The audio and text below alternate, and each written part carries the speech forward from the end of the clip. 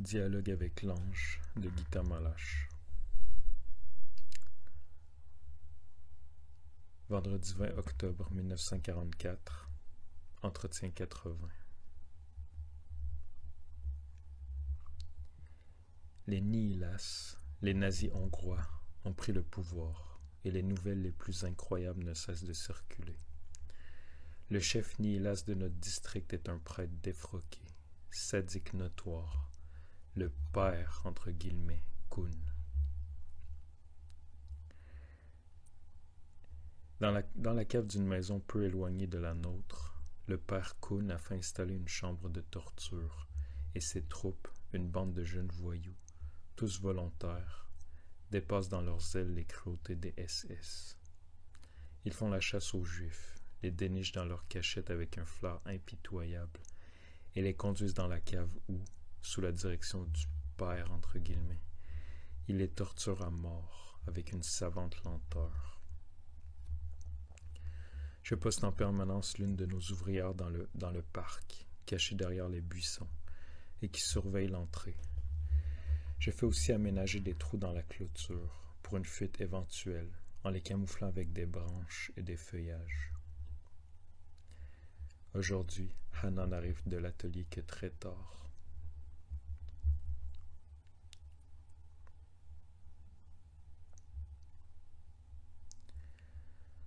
La dernière heure du vendredi teinte, mais seulement dehors.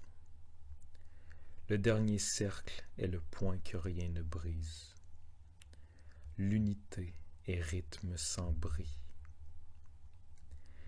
Le 7e est avec vous jusqu'à la fin des temps, jusqu'au commencement du nouveau temps. Il est celui qui aide. Entre parenthèses, Lily 2. Et il est la force éternellement rayonnante. Entre parenthèses, Gita 6. Sa parole est la parole, la seule. Entre parenthèses, Hannah 4. Il est celui qui bâtit, celui qui trace les plans de la nouvelle demeure et qui la construit. Entre parenthèses, Joseph 5. Il est la tête, nous sommes les membres, toujours prêts à servir. Il descend chez vous et il vous parle. Vous le cherchez et c'est lui qui vous trouve. La mort est sous ses pieds. Il est le Fils. Chaque balle blesse son cœur. Il est le Fils de Dieu, qui a été cloué à la croix. On peut le reconnaître, on peut l'atteindre, l'enfant qui a donné son sang pour nous, qui s'est laissé ensevelir pour nous. Il peut déjà être le frère dans la parenté la plus élevée de la terre. C'est l'aboutissement et c'est le commencement.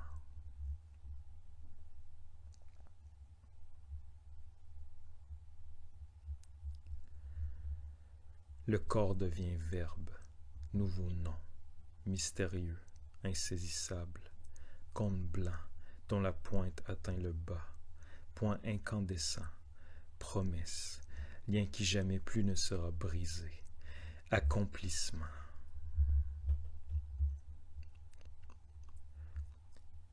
Ne tarde pas, resplendissant, ne tarde pas, la voie est presque prête par laquelle la lumière descend sur la terre, où le cône rejoint le nouveau cône. Chacun des rayons est miracle, sourire du Père, fouet du Père, rayon unique de l'œil blanc divin.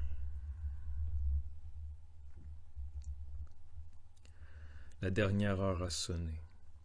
Le vendredi devient samedi, et samedi est pause. À l'aube du jour du Seigneur vient la lumière. Tout ce qui a été, est et sera.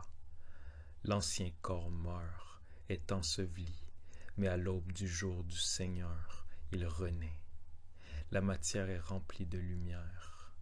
L'ancien corps, l'ancien enseignement, l'ancienne pensée reçoivent la lumière, ressuscitent et sont libérés. L'aube du jour du Seigneur est le triomphe de l'amour du Père. Son Fils, le Fils de l'homme, est aboutissement de la création, couronne à 7 branches. Vous voyez le Fils, mais l'être de lumière qui vient ne peut être vu, ne peut être perçu. Ce que vous avez reçu jusqu'à présent n'est que base, préparation. L'union sur la terre avec lui n'est que commencement, moitié du nouvel enseignement. L'enseignement de lumière ne peut venir qu'après.